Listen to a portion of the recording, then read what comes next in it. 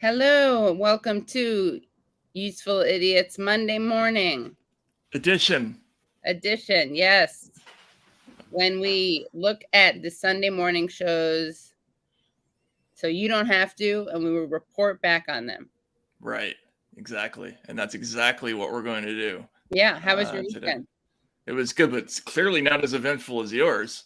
Yeah, it's true. Hey, tell us. You had a milestone that I don't think any of us are gonna. Yeah, we reach anytime. a bunch of us. Well, there was a great show last night, a stand up for San show that had great speakers and stand up comedians, Lee Camp, myself, Ted Alexandro. I wasn't putting myself as a great stand-up comedian. They're a great stand-up. You kind of did. You just did that a little bit. But I didn't mean to. Right. I was just one of the comedians. I'll leave it up to others to judge.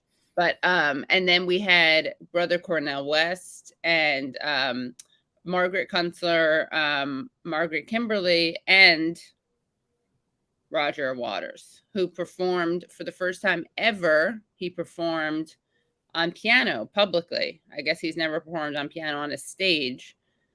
That makes two of us, actually, not gonna lie. Wow. One of the many things he and I have in common. And then he performed a new song that was really great, really moving, actually, really beautiful song. And it was just a great night. And Randy Credico put it on. Wow. So Katie shared a set, was on stage with Roger Waters, which is, I think, something that a lot of us are not able to say. So yeah. That's pretty impressive. Yeah. It's a very special night. You can catch it on my live stream. But I'm also going to release clips of better quality because it was a total shit show tech wise. Okay. Yeah. Well, I want to see it. Yeah. Yeah. If the show was live, Taibbi would hold up a copy of today's edition of Prop, but he won't because it's not a live show. It's true. We're recording from, this was recorded way back in 2009. So we're mailing it in. But all right. So I guess we should just jump into the events of yesterday, right? So just to set the stage, there was a lot of stuff on Facebook on the shows yesterday. The reason for that, and I'm not sure whether this is out yet or not, but there's going to be a big document dump coming today or in the coming days. A lot of whispers about this story in the press community.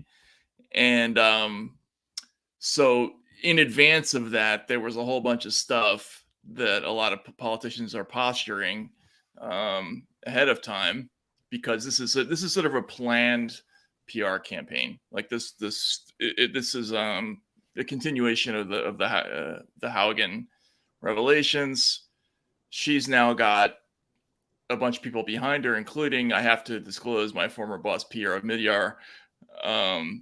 So there's a big PR push about this that's hitting all of these shows.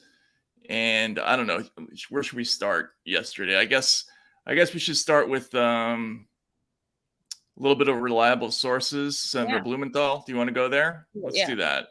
All right. Let's see what Senator Blumenthal has to say about all this. State of Wesleyan University, Connecticut. Senator, that's thank right. You for coming on the program. You've been reading the stories based on the Facebook papers this weekend. What new have you learned?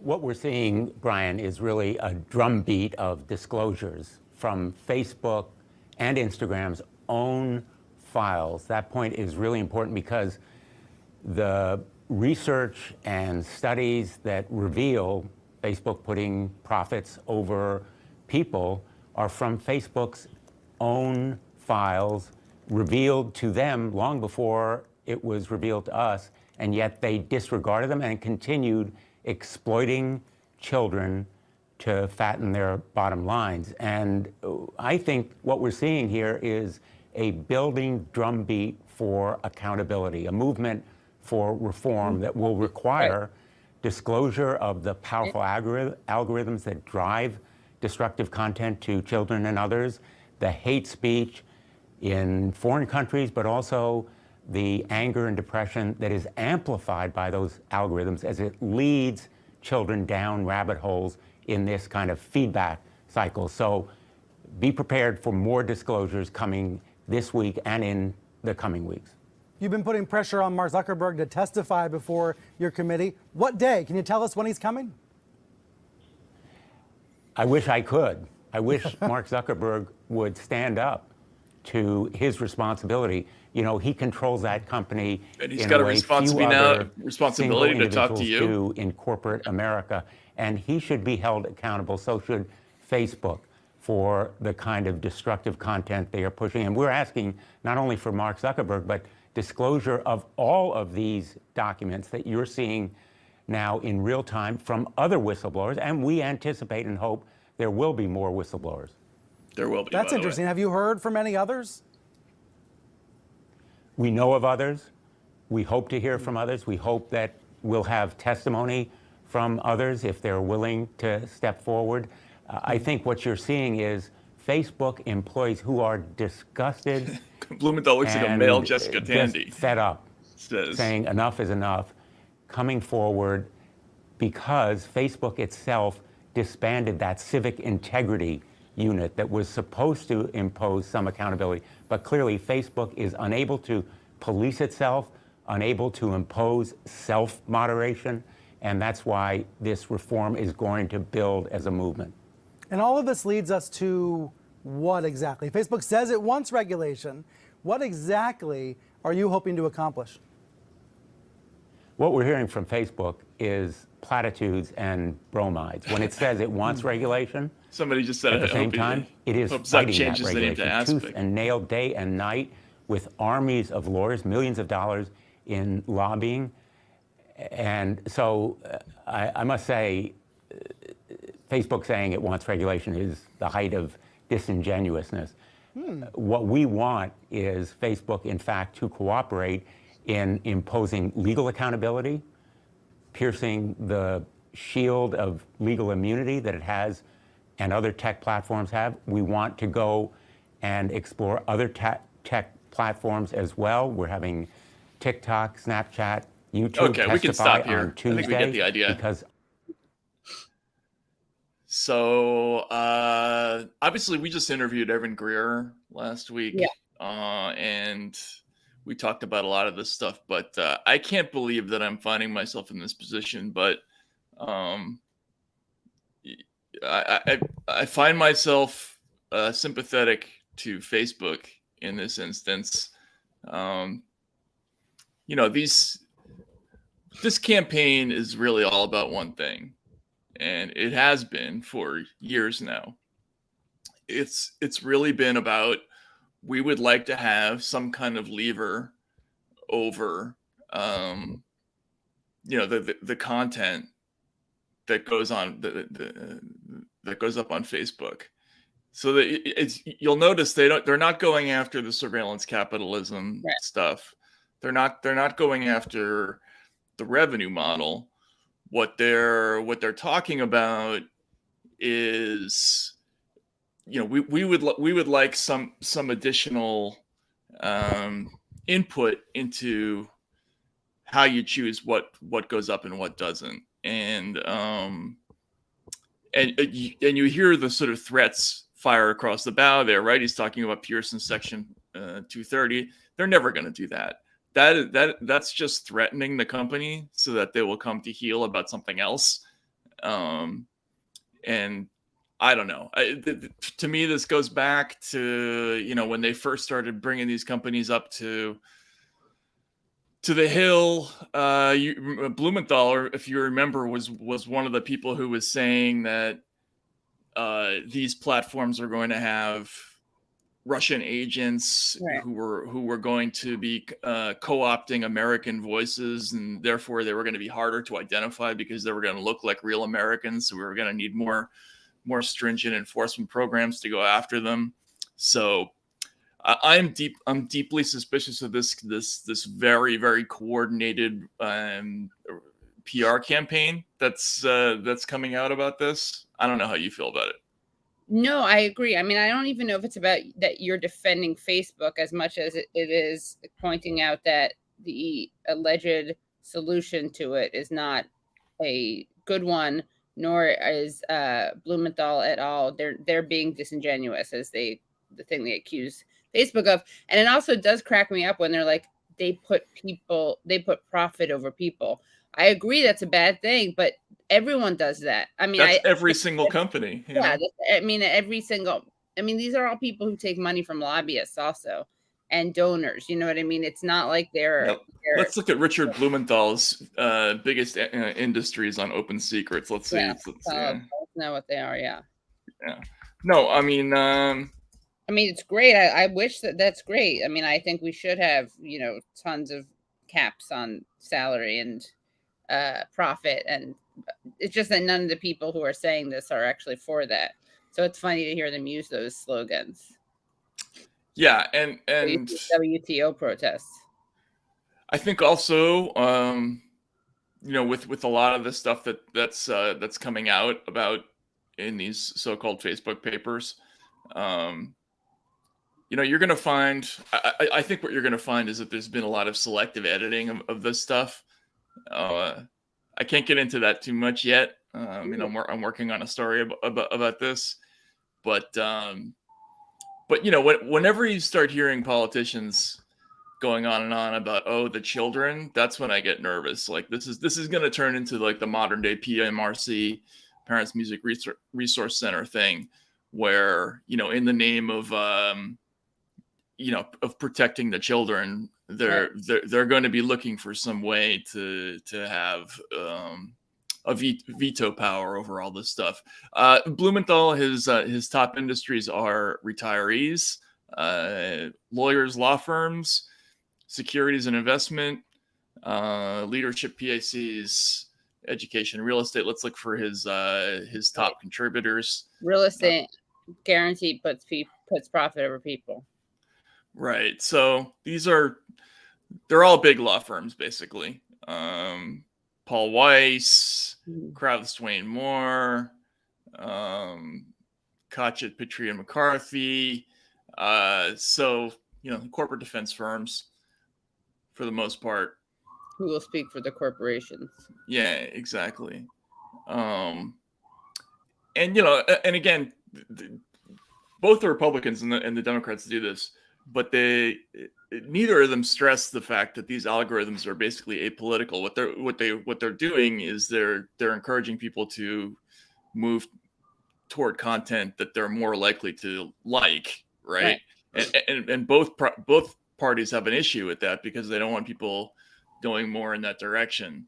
I've been a critic of that myself because it enhances a problem that we already have in media. Because what ends up happening is that Fox and MSNBC end up becoming sort of more fiery and more adversarial because that's how you make money in this business. But the pretense is that this is all because of Facebook and because of the platforms. Otherwise, they wouldn't do that, which is a total lie. So I'm not a fan of that either. Say that last part again. Sorry. The pretense is that the pretense is that this divisiveness and this strategy of like continually trying to egg people on to more and more divisive content, that this is something that's completely the fault of the internet platforms. They definitely play a role in it. The algorithms definitely lead people down. That definitely is a factor, but that strategy existed before the internet, dominated media. So it, and we're going to hear from actually amazingly Brian Stelter make that point in a minute, but that, that everybody's pretending suddenly that this is all because of these platforms, and that's not the case, really. Let's get a very responsible non-social media, anti-social media. Right. Yeah, exactly. So yeah, in that vein, they had another interesting discussion on Stelter's show, which ended up in one of the funnier almost slips of the tongue, almost Freudian slips. that we've seen on these shows for a while. But Wilson, could we see the second clip where the discussion? And he says he's launching a social media operation. It looks just like Twitter. And he also says he's going to launch a media platform, maybe make TV shows. But the big news, Philip, was, okay, he is actually going to launch a version of Twitter. He says he's doing it. He's raising a lot of money doing it. He has lots of Trump fans buy into his stock. Should the press take this seriously? Yeah, I mean, I think we can't not take it seriously, because this is essentially Donald Trump reinstating his direct-to-the-pipeline communication with his base, which was exactly how he was able to gain power in 2015, 2016. But I think what's fascinating about True Social in particular is that part of what we haven't talked about yet is the fact that the right is very good at policing technology and media companies as well. They are very adamant about saying, hey, you guys are cracking down on us too hard, you need to scale it back. And that is causing Twitter and Facebook to even say, okay, well, we need to change what we're doing because we don't want to silence the voices which are yelling at us the loudest. Essentially, what Trump's platform allows him to do then is it allows him to say, hey, this is the place where you're not going to be censored in the way that Twitter and Facebook are. And it creates, Make America Great Again was always about elevating this idea that you could say whatever you wanted to say and, go back to the old times when the rules didn't apply. And that's what Trump's now promising with his new platform. What about you, Mara? Are you taking it seriously? I am. It would be very easy to discredit this, right? Because you could argue. And a lot of people already have. They say it's a joke. Dismiss it. Absolutely. It would be easy to dismiss it as a joke because, Donald Trump arguably has not created a successful business. Running a social media platform is a business, and it's not an easy business. However, I think that would be just as much of a mistake as dismissing his candidacy for presidency. And we all saw that was something that should have been taken seriously. And there is a lot of potential here. You have a man who is the de facto leader of 70. So, first of all, did you understand what Philip Bump was talking about in that first part? He was saying Make America Great is going back to the old times when you were allowed to say whatever you wanted. So, yeah, let's listen to it again because it's kind of fascinating. What he's saying is, okay, let's say Trump creates a new Twitter-like platform where you get to say whatever you want and nobody gets the chance to censor it. And he has this very roundabout way of saying this is bad. That's kind of amazing. Like if you actually listen to what he's saying. But then we can talk about the pregnancy thing. But let's start with what he was actually saying here. Yeah, I mean, I think we can't not take it seriously because this is essentially Donald Trump reinstating his direct-to-the-pipeline communication with his base, which was exactly how he was able to gain power in 2015, 2016. But I think what's fascinating about True Social in particular is that part of what we haven't talked about yet is the fact that the right is very good at policing technology and media companies as well. They are very adamant about saying, hey, you guys are cracking down on us too hard, you need to scale it back. And that is causing Twitter and Facebook to even say, okay, well, we need to change what we're doing because we don't want to silence the voices which are yelling at us the loudest. Essentially, what Trump's platform allows him to do then is it allows him to say, hey, this is the place where you're not going to be censored in the way that Twitter and Facebook are. And it creates, Make America Great Again was always about elevating this idea that you could say whatever you wanted to say and, go back to the old times when the rules didn't apply. And that's what Trump's now promising with his new platform. What about you, Mara? Are you taking it seriously? I am. So he's essentially saying that if Trump creates a new platform where there's no censorship, it will make it more conspicuous that there is censorship on the other platforms, and it will be harder for those platforms to crack down on the things that we allegedly want to crack down on, which is crazy, right? Like the whole idea is it's great now because people like Trump or whoever have no place to go when these companies want to censor people for X, Y, and Z. But if they were to create this place where there was no censorship, then there would be more pressure on companies like Twitter and Facebook to censor less. And I don't know. I mean, that sounded crazy to me. And then when he's talking about the rules not applying, like what rules? Like the unwritten rules of discourse? Right. That sounded very strange to me. Yeah, I didn't even get that he was saying that it would make it would make it easier for other places to censor. I just got that he was saying Trump shouldn't have access to his people. Mm-hmm. Because that's how I mean, what's weird about what he was saying is he was kind of saying that, like, it was almost a pro-Trump. I mean, it was not pro-Trump as in positive about Trump, but he was kind of making him seem like so powerful, and his rhetoric was so effective that it's dangerous for him to be able to just speak directly to his supporters. Yes, we can't have that, right? And that's not like, I mean, doesn't make you a Trump fan. It's just a weird, it's like almost giving him this supernatural power. Right. Yeah, exactly. Where if he's allowed to speak, yeah, unfiltered, look what happens. Yeah, and now I guess we should listen to this pregnancy bit again. Yeah. Also, why are they so good at it? What?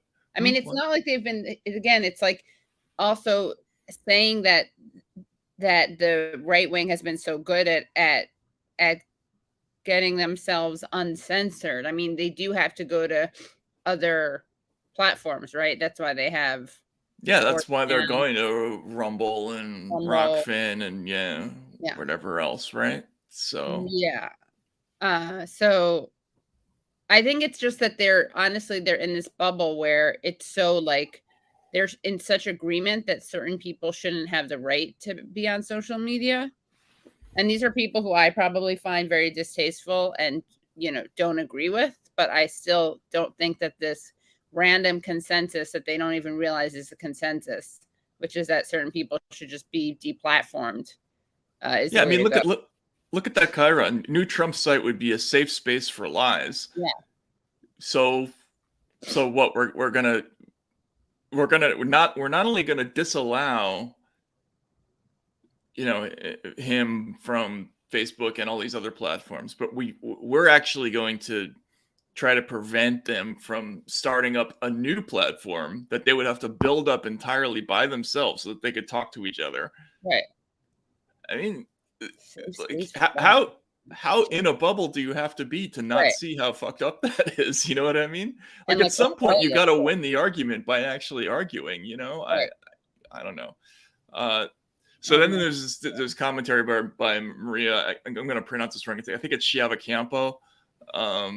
But she kind of talked herself into a bit of a knot here.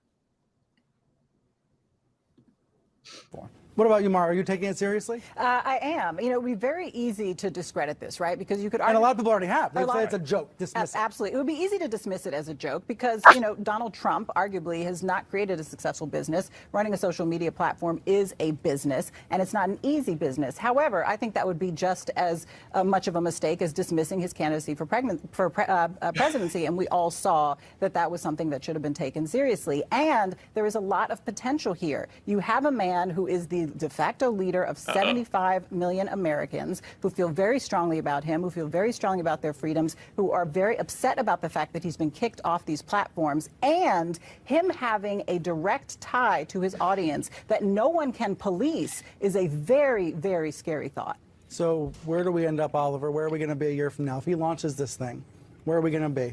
Just even more of one America, two different worlds, split right down this.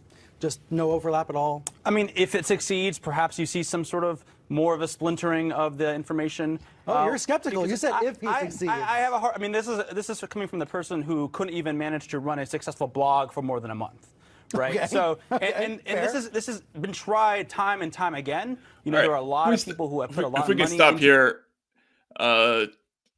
When Katie's had technical issues, so it's her turn this week. But if we could just go back to the very beginning, because I think Darcy starts this whole segment with a speech that that Stelter responds to in a way that was kind of amazing to me at the outset. And hopefully Katie is listening to this. But I was listening. Sorry, I was just getting tissues. All right. Well, let's just roll because there's a thing at the beginning with Oliver Darcy, who's CNN's lead media reporter. The other day. I think I saw him on the street. Does he live in the city? I don't know. It wouldn't surprise me. Where did you see him? It is where was it? I think in like Hell's Kitchen. Oh, do you live in Hell's Kitchen? I No, I was walking. Yeah.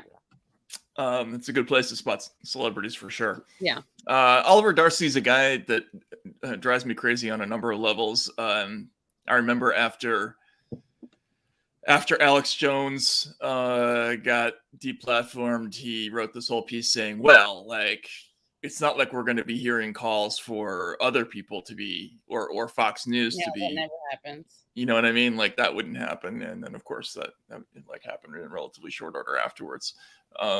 So he's sort of the voice. He's like the mainstream version of a media critic. So let's just hear what he has to say at the beginning of this.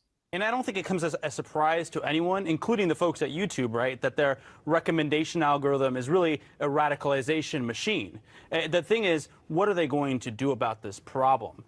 It's one thing to recommend puppy videos to someone interested in dogs. It's a totally different thing to send someone down a rabbit hole where they are seeing misinformation, extremist political rhetoric, et cetera, et cetera. So the question for YouTube and for all these social media companies, whether it's Facebook or YouTube or Twitter, is what are they going to do to solve for this issue? And I don't think we've heard a really great solution or answer yet. But the tech platforms say, and I think it's fair to say, Mara, well, cable This is news amazing. has the same problem. I think it's fair to Social say. media has the same problem. Yeah. If you're watching videos on Fox, aren't you just watching Fox News? I mean, isn't it true that traditional media's house is not clean, even as let's we stop talk there for a about second. big tech? Yeah, so here's the thing.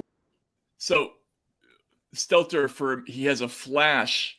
I know. He has a flash of honesty for like a third of a second. Yeah. Where he concedes that, wait a minute, we do the same shit. Yeah. And isn't that a legitimate point? But he immediately puts it on Fox. Like, in other words, it's of course we don't do that. Right. It's not a CNN problem. Right. Yeah. Exactly. It's a media-wide problem. Yeah. And then once he does that, we'll see what ensues after here. Yeah.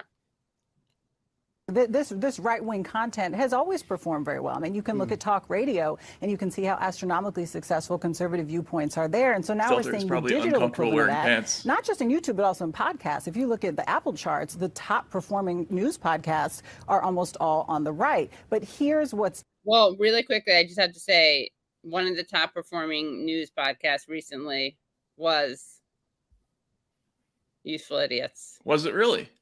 Oh, you didn't get the email? Yeah, we were in the top 30. Oh, could have been higher. We were right behind Bill Maher. One thing behind Bill Maher. So thanks, guys. Keep reading, keep reviewing. Nice. Don't let the right wing dominate that chart. Yeah, exactly. Different. You now have the algorithm that's essentially putting the thumb on the scale, that's putting weight to assist them in growing their audiences. So even if you have extremist views, even if your views are what would be considered fringe, you now have the algorithm that wants to keep people on the site for as long as possible. And the best way to do that is to bring up these deep emotional responses. Right. And so that is what's tilting the balance. That's what's different. People's personal views are not affecting television programming, but they are affecting what they're seeing on YouTube. Right, and it's about feelings over facts so often. Like okay. So, like, don't worry. There has nothing, what you want to see has nothing to do with what's on television. Yeah, and it's like what? Like they don't do exactly the same thing. They don't prompt people to, did you like this CNN show? Here are 4 other things from that CNN produced that you might like that are at the bottom of the page or whatever it is. And this whole idea about, and he was saying it's about feelings, it's about emotions. As opposed to we've never seen that on CNN or it's just, I know this is a little bit of a broken record thing, but just the inability to have anything like an honest dialogue about what's going on in this business, how we make look, let's be honest about our show. Like we have an audience. Do we cater to it? Probably we do, right? Like, I mean, it's because but yeah. Right. I mean, our revenue model is a little different and it's nowhere near on the scale of those people, but we have to be conscious of it. Like, if we were to suddenly come on the air and do I don't know, something that was drastically different from what we've been doing for 2 years, we would lose a lot of audience. And so we tend not to do that. But with a company the size of CNN, you know, they're doing this like in a mechanized way, you know, just over and over feeding you the same kind of stuff, feeding audiences the same stuff, heightening expectations and delivering those on those expectations. And I don't know, it's just it's very frustrating to watch. But all this is now, this is going to become part of the framing of the Facebook story, which is going to continue to dominate the news for at least another week or so. And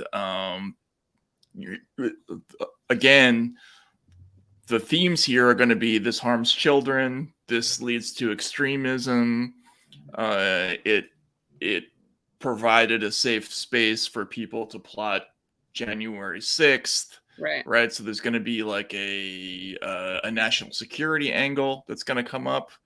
You know, are you fangirling over Mike Pompeo a lot? Yeah, maybe if Katie wasn't always on the verge of fangirling over Mike Pompeo, you'd say this wouldn't be seen as right wing. Yeah, it's true. Yeah, that's me. I don't know.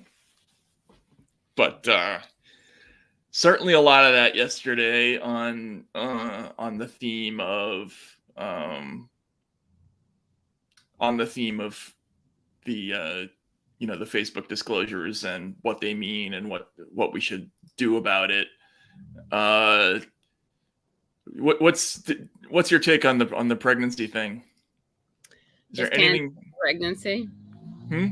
His candidacy for pregnancy? Yeah, his candidacy for the pregnancy. Yeah, I don't know. I mean, I feel like there's some kind of, remember that movie Junior? Where Arnold Schwarzenegger gets pregnant? That's right, yes. Yeah. Just made me think of that. Yeah, wonder how that movie would be pitched these days. I know, very problematic. Right? Yeah, because it's not supposed to be funny, right? Right. It's just something that can happen. Yeah. Right. Yeah, that is interesting. That's very interesting. Well, I guess we got to check in with David Spunt, right? Yeah. It's Spunt. So this is our Build Spunt Better. Oh no, segment. He didn't announce it. Someone asked if he announced his candidacy for pregnancy. No. What happened? That woman said his candidacy for pregnancy instead of presidency. Right. Yeah.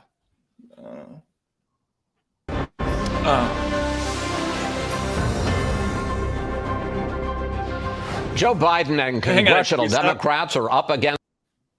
So is that a different opening? Because I seem to remember those bars being slanted before, and now the stars are kind of like they shoot past your face in kind of a threatening way at the end. Different versions? I don't know. Let's see it again. I like it though. It's threatening. Watch. Joe Biden and congressional Democrats are up against another self-imposed deadline, trying to pass the president's massive domestic agenda by 1 week from today. And despite controlling the Senate, the House, and the White House, Democrats remain locked in a battle over trillions of dollars in new spending and untested ideas about how to pay for it. In a moment, we'll hear from progressive Congressman Ro Khanna. But first, let's bring in David Spunt, traveling with the president in Wilmington, Delaware, for the latest on prospects for a deal. David. Wait, can we stop? Chris. First of all, I'm very in favor of the coat. I think that's standard issue, right? If you're a little throat. It's a little deep throat. It is a little deep throat. But I think you basically have to have that Burberry tan rain jacket if you're a television correspondent who does stand-ups ever. Yeah. I think you're required by law to own one of those. Detective Spunt. Yeah. Detective Spunt. Yeah. No, he doesn't have the fedora. Right. But it's got that kind of Sam Spade, like, Maltese Falcon kind of a thing. Right. But well, it's mixed with All the President's Men. Right. Kind of 70s feel. It is a Jayco jacket, definitely. I don't know. I don't have one of those, so. Me neither. But I'm not a TV person. Gadget. Maybe we should both wear those. Yeah, we should next week. Yeah. All right. Anyway, let's go.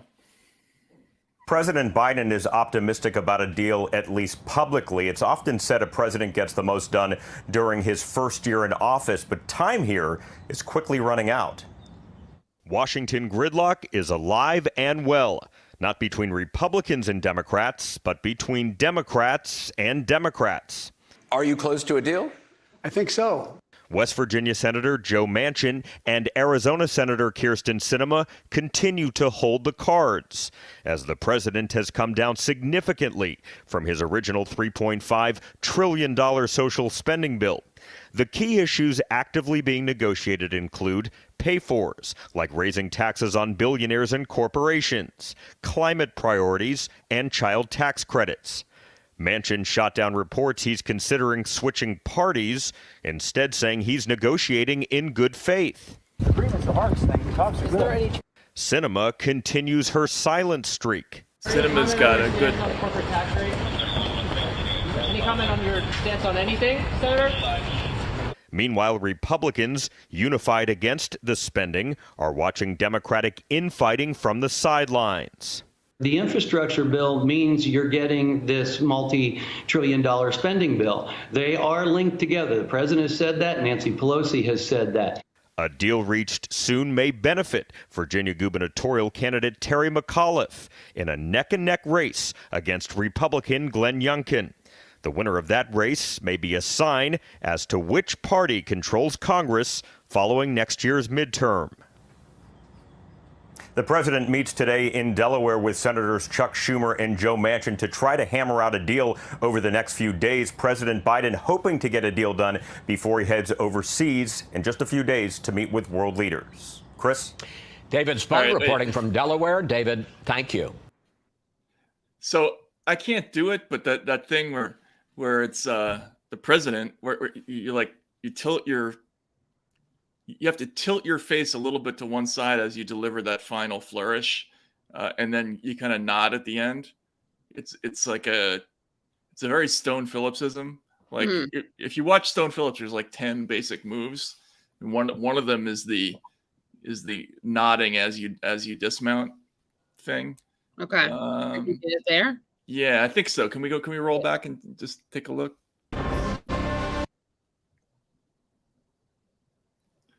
Try to hammer out a deal over the next few days. President Biden hoping to get a deal done before he heads overseas in just a few days to meet with world leaders. Chris?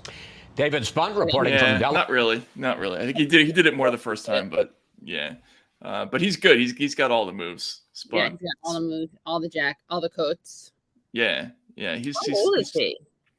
He's ageless. I think he's our new young. He's like a young Kurt Loder. I feel like he's ageless. Exactly. He's under 18. Right. There was probably a David Spunt, like in the Battle of Hastings somewhere. Yeah. You know, he was probably dragging some of the stones up the pyramid. Right. Pyramids of Giza.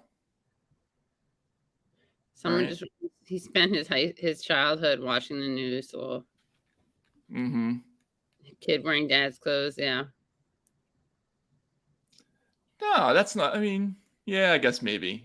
Wait, leave it there. It's a great screenshot. Hold on. What knot is that?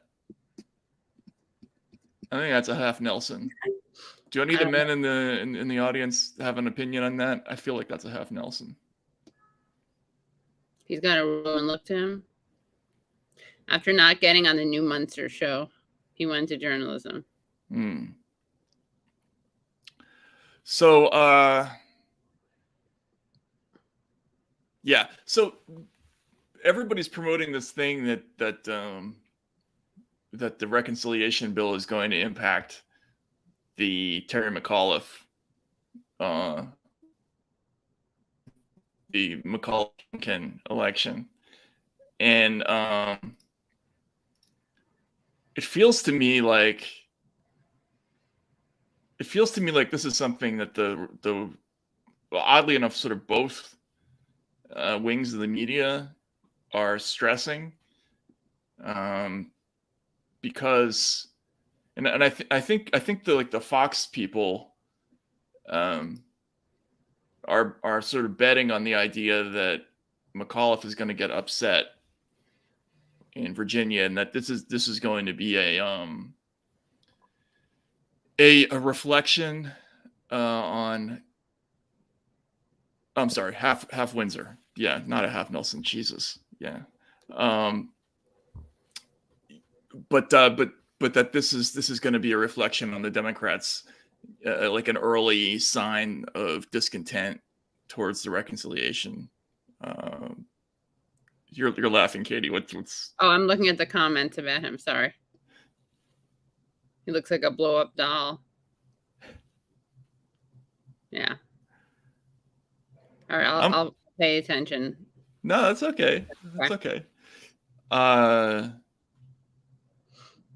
Yeah, half Nelson. Jesus, that's. I mean, I even use a half Windsor. I don't know what they are. The differences. We'll have to go through a. Well, there's 4 basic knots. There's the 4 in hand, the full Windsor, the half Windsor, and I forget what the other one is. But the only one I can reliably tie without screwing up is the half Windsor. I know the one that just goes around. Well, it's a little hard to describe. We'll have to do a video. Yeah. So the whole thing with McAuliffe, that race is tightening. Matt, if we could see the headline that just came out today, that the race is effectively tied. This is in the Hill this morning. So I don't even know if anybody in the rest of the country cares, but this is something that everybody in Washington seems to care a lot about, is the result of this election. Because McAuliffe is basically like a Democratic Party hack, always has been, like, very deeply intertwined with the Clinton wing of the party. And him running for high office is like one of those things that happens because, if you do enough service for the party, they basically, almost as tribute, you're supposed to be handed some kind of office that, right. Like, I don't think he's a natural politician at all, but this is supposed to be like a test case to see how well the Democrats are doing. And Wilson, can we see that Hill headline?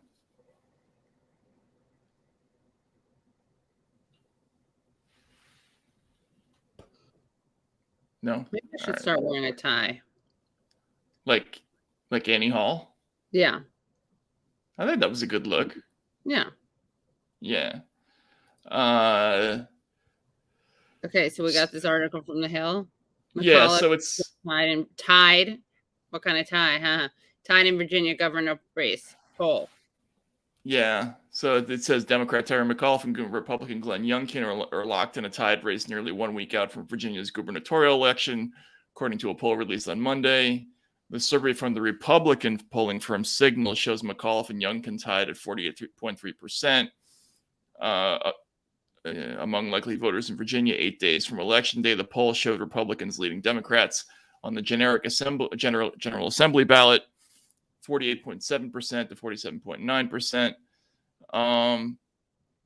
Poll also showed relatively high unfavorable ratings in Virginia for President Biden, who is watching this race ahead of next year's midterm elections. And the interesting thing about this is that everybody, I think, is taking this race as an indication of well, if McAuliffe wins, then we're going to actually do more. We're going to go more in the Bernie direction, policy-wise, because that's an indication that this is popular and it's going to help us win the midterms next year. If not, then we might as well abandon it and just go back to being what we've always been, and go for a regular infrastructure bill and maybe a few cosmetic changes here and there. And as some people have pointed out, the Republicans are trying desperately to kind of do a pincer move on the Democrats in this race. Like Youngkin is running ads. He's promising to increase teacher pay, beef up public safety, things that would sound like sort of populist measures. Whether he delivers on that is something totally different. But I don't know. This is it's one of those things that sounds like a big story in Washington. Maybe it isn't a big story, but this race is being pitched as a preview of how voters think, or how they think about the reconciliation bill and what they're thinking heading into next year. Virginia is the nation's prostate. That's right. Yeah. Right. They just decide what's a litmus test for what, right? Right. So this supposedly is a litmus test for how people feel about all the stuff that's in the reconciliation bill. Yeah. The other one is the Gordian knot. That would be funny. So I don't know. What do you think, Katie? Like, where do you think this is going to end up? Because it seems to me that they're gonna start yanking stuff out of the reconciliation bill pretty quickly soon. Maybe even in an effort to try to influence the McAuliffe race, which they care about, even if nobody else does. Right. Yeah, I don't know. I mean, I think they would try to get stuff out of it no matter what. Right. Sadly. Yeah. I don't know. Yeah. But you think that it's extra, there's going to be extra pressure or an extra motivation in getting McAuliffe in?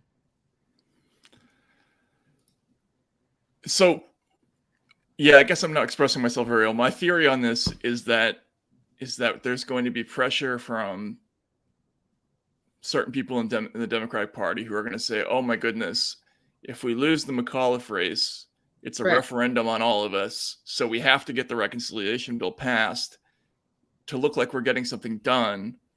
Therefore, let's just start hurling stuff overboard in order to get a deal done. So and that way, we'll have a headline that we can use to win in Virginia and everybody will be happy. Right. Whereas in reality, I don't think the Virginia thing is really, it's a real deadline, but they're going to pretend it is, in order to make it sound like there's pressure to get something done that maybe there isn't really. Like the real pressure to get something done is the fact that people are hurting financially, right? So I don't know. Okay, well, there was another thing yesterday. We had Meet the Press had a let's talk about how awesome Colin Powell was confab. Do you want to hear that? Yeah, let's cue that up. Wilson, can we bring that up? And this was Meet the Press was being guest hosted by Andrea Mitchell. Oh, we should also talk about Colin Powell.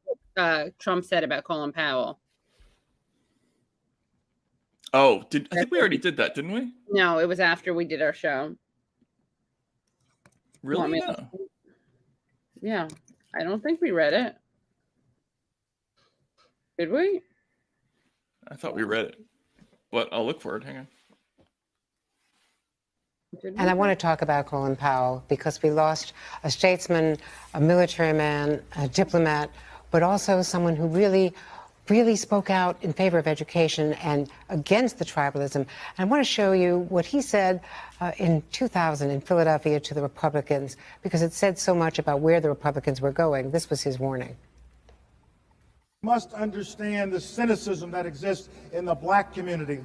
The kind of cynicism that is created when, for example, some in our party miss no opportunity to roundly and loudly condemn affirmative action that helped a few thousand black kids get an education, but you hardly hear a whimper when it's affirmative action for lobbyists who load our federal tax code with preferences for special interests.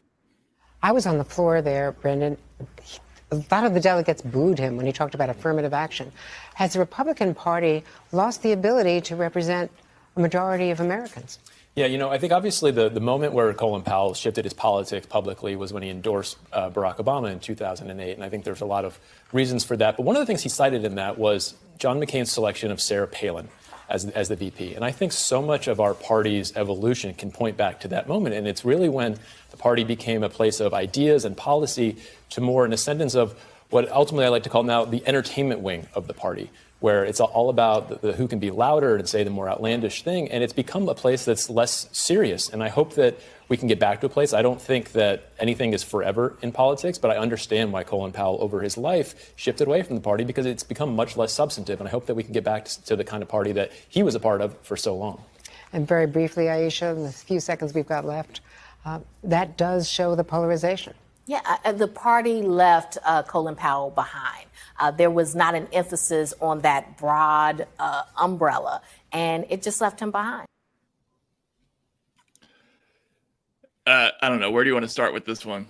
We lost, what was it, a military man? Statesman? What did she say at the very beginning? Military man, statesman. Renaissance man. Something like that. Yeah. So I think we did cover it on the show, but let's just read it once again. Here's Trump's statement.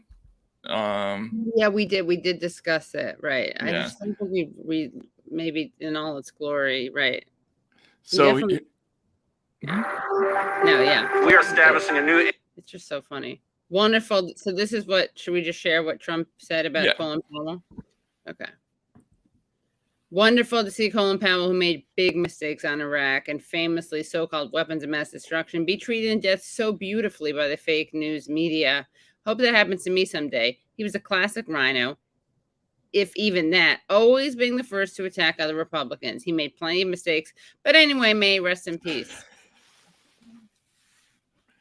But anyway, may he rest in peace. Terrible guy, but may he rest in peace. Hope I get it that way. So again, and we talked about this in the show, but stuff like this panel on Meet the Press, where they kind of skate over, the headline moment of Powell's career. Now they're going to reconfigure him as a critic of the Republican Party from within, who, especially on race issues, right? And on affirmative action, which he was, to a degree, absolutely. But that entire discussion, it ignored a couple of things. Number one, the fact that in 2020, anyway, the Republicans, despite all their policy choices, despite everything, the one group they lost ground with was white guys. And they gained ground with black voters, and especially black men and Hispanic voters, to a lesser degree, and to an even lesser degree, Asian voters. But they gained among all those groups. But they lost support among particularly college-educated, affluent white men. Was the demographic they did particularly badly on versus 2016. So I don't know. It feels to me like the accumulative effect of the last week or so of retrospectives about Powell has been to just provide an opening for people like Trump to talk about, this is somebody who lied to you about something that was important, and look, they're glazing it over, and instead they're presenting him as this and that. Yeah, this Rhino, Republican in name only. Yeah. Right. I don't know. Any other thoughts about that, or? Not really. I like that he said later in life that Bill Clinton was still dicking bimbos. Powell said that? Yeah, it was leaked. Dicking bimbos. Yeah. That's a strange way to put it. Yeah, I thought so too. Dicking wouldn't be a word that I can't say that I've ever even heard that used. Maybe it's a military term. Maybe it doesn't mean anything sexual. Maybe it's You can dick somebody over, I guess. Although I can't say that I've ever really heard that either. Let me make sure I'm getting this quote right. Hold on.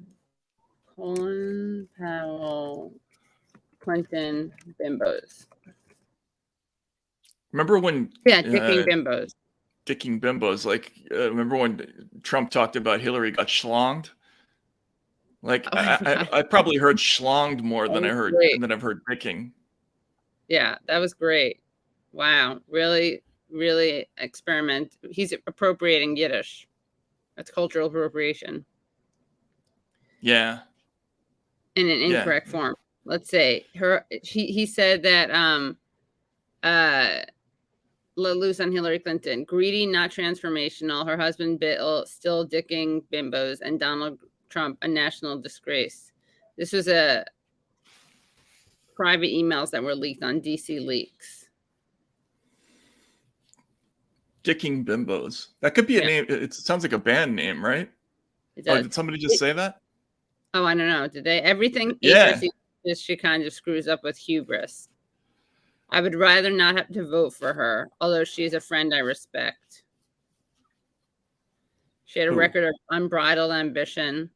Sad thing, HRC could have killed this 2 years ago by merely telling everyone honestly what she had done and not tie me into it. I told her staff 3 times not to try this gambit. I had to throw a mini tantrum at a Hamptons party to get their attention. Because apparently they mentioned that Powell gave her advice on how to use the email. Then he said Bill Clinton's still dicking bimbos at home. At home? Yeah. He doesn't have another place to do it? Guess not. I mean, if anybody in the world has a shag pad, it's got to be Bill Clinton. I would think it would be a pretty good one too, right? Yeah. Like on the 4,000th floor of some new luxury, right? Like with a separate elevator to send the women up and down. Whoa, Condoleezza Powell apparently wrote to, Condoleezza Rice apparently wrote to Powell. First, we didn't have to invade Iraq to bring democracy, but we overthrew Saddam. We had a view of what should follow. If Don and the Pentagon, Don being Rumsfeld, I'm sure, if Don and the Pentagon had done their job after claiming the right to lead post-war rebuilding, things might have turned out differently. Rumsfeld should just drop talking because he puts his foot in his mouth every time. Wow. I mean, any of these people who actually are going to try to insist that this could have worked out. Right. If somebody had done something differently, like, you have to be insane to think that way. But just maybe not honest. Just quickly, so because we only have a few minutes, let's look at Gavin Newsom's new interesting look. It was not, I don't think, technically Meet the Press, but it was we missed out on Chuck Todd, so we had to bring you some Chuck Todd. Yeah. Governance and respect for the president. I'm not here to offer advice unless it's sought. I will observe this as just taxpayer that it's COVID stupid. And you look at the poll numbers, and you think focusing on these other issues is a bit? I don't want to say they're not unimportant. They're all important, right? But this political death march of who's up, who's down, Manchin, this cinema, I can't take it anymore. No one can take it anymore. And just enough. Like, stop.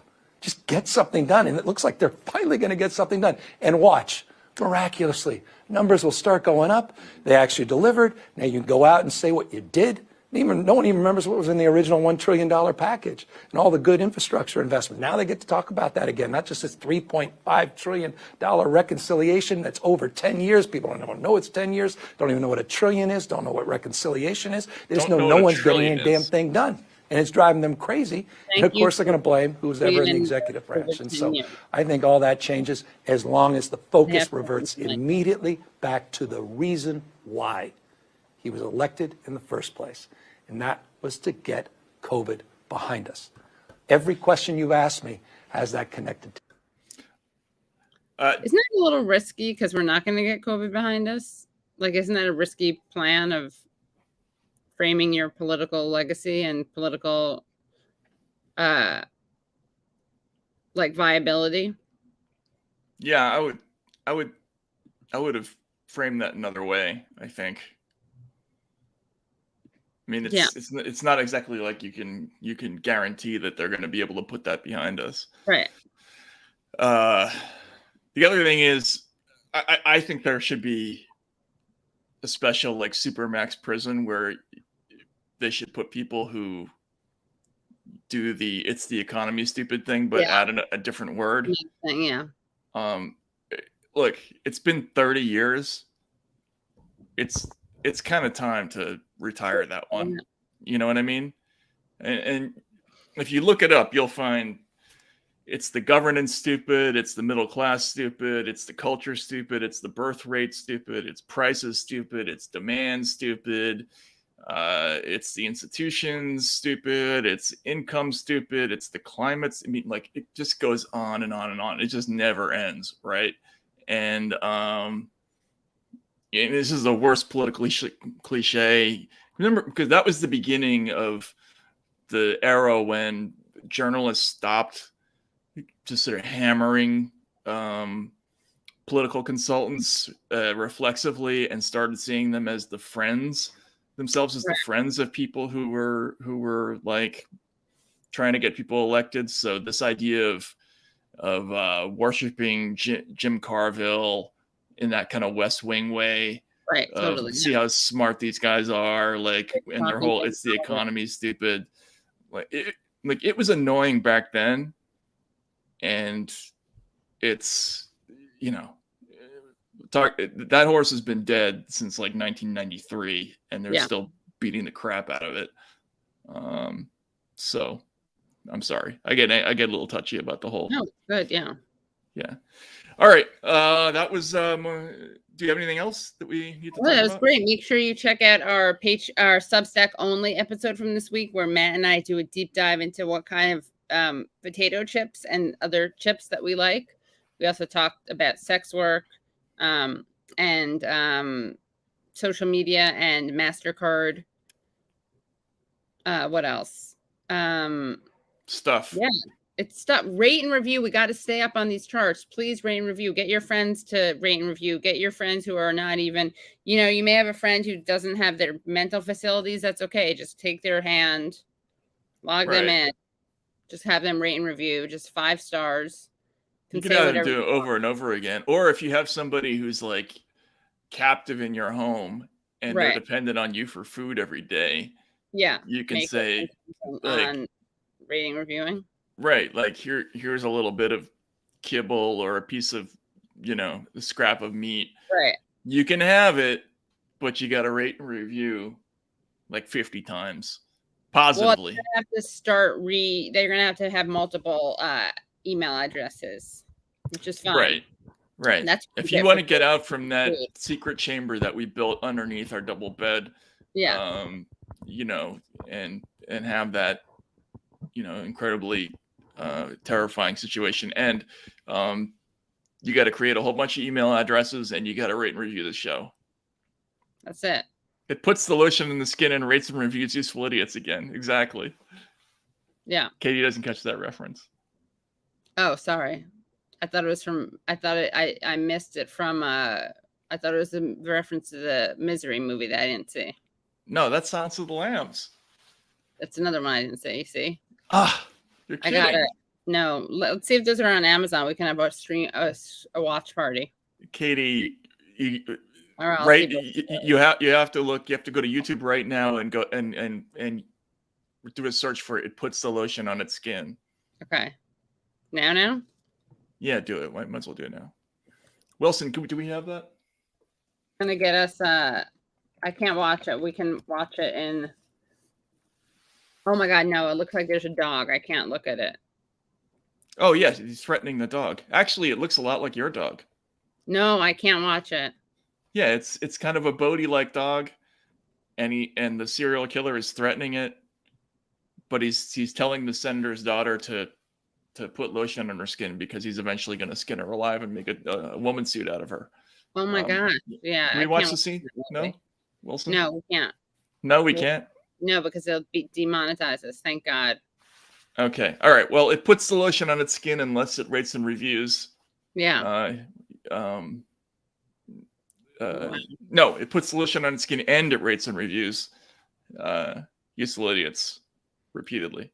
Yes. So you got to do it. Yeah. Oh my God. Oh, the victim is threatening dog. That's right. Yes, that's right. It's It's his dog. It's the killer's dog. Yeah, and she gets it. Oh. And she threatens to basically like do in the dog. Wow. Yeah, and he gets very, very upset about it. Understandably. James Gum. All right. That just describes horrific Katie. It's not bad, yeah. Wilson, does Matt have a basketball helping him? Yes. No, this is my the friend that I sailed with across the Pacific Ocean when I was shipwrecked ages ago. Right. So Wilson is still my trusted friend and companion. So, all right. Thanks for everything. We will see you again later this week on Useful Idiots. Yeah. Right. Bye, everyone. Bye-bye.